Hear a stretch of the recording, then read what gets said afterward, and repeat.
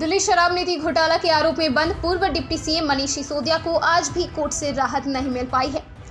Rouse Avenue court ने मनीष सिसोदिया की न्यायिक हिरासत 17 अप्रैल तक के लिए बढ़ा दी है।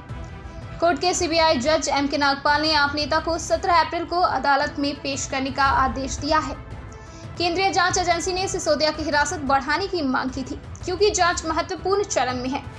कोर्ट ने 31 मार्च को पूर्व उप मुख्यमंत्री की जमानत याचिका खारिज कर दी थी।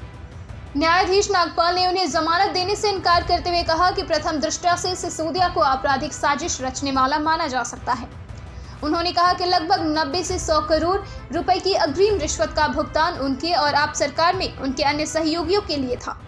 लगभग 90-100 करोड़ रुपए की अग्रिम रिश्वत का भुगतान उनके और उनके जीएनसीटीडी के अन्य सहयोगियों के लिए था और उपरोक्त में से 20 से 30 करोड़ रुपए सह आरोपी विजय नायर, अभिषेक बोयनपल्ली और अनुमोदक दिनेश अरोड़ा और बदले में आबकारी नीति के कुछ प्रावधानों को साउथ शराब लॉबी के हितों की रक्षा और संरक्षण के लिए और उक्त लॉबी को किकबैक का पुनर्भुगतान सुनिश्चित करने के लिए आवेदक की ओर से छेड़छाड़ और हेरफेर करने की अनुमति दी गई थी।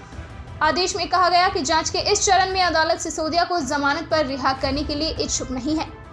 उनकी रिहाई से चल रही जांच पर प्रतिकूल प्रभाव पड़ सकता है और प्रगति में भी गंभीर बाधा आएगी।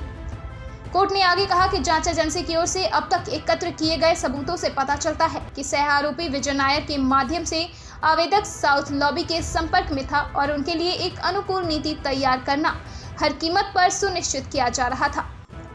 यही नहीं, पसंदीदा निर्माताओं के कुछ शराब ब्रांडों की बिक्री में एक अधिकार प्राप्त करने के लिए एक कार्टेल बनाने की अनुमति दी गई थी और इसे नीति के बहुत ही उद्देश्यों के विरुद्ध करने की अनुमति दी गई थी।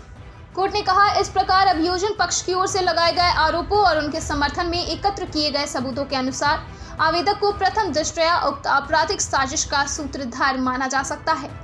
अदालत ने माना कि सिसोदिया के खिलाफ लगाए गए आरोप सीरियस इन नेचर है और वह जमानत पर रिहा होने के लायक नहीं है। उन्हें 26 फरवरी को ही सीबीआई मामले में गिरफ्तार किया गया था और उनकी भूमिका की जांच अभी भी पूरी नहीं हुई है। अदालत ने कहा कि इस मामले में 7 अन्य सह आरोपियों के खिलाफ चार्जशीट दायर करना इस तरह के मामले में ज्यादा मायने नहीं रखता है, जहां बड़े पैमाने पर लोगों को प्रभावित करने वाले कुछ आर्थिक अपराधों को अंजाम देने की गहरी साजिश रची गई है।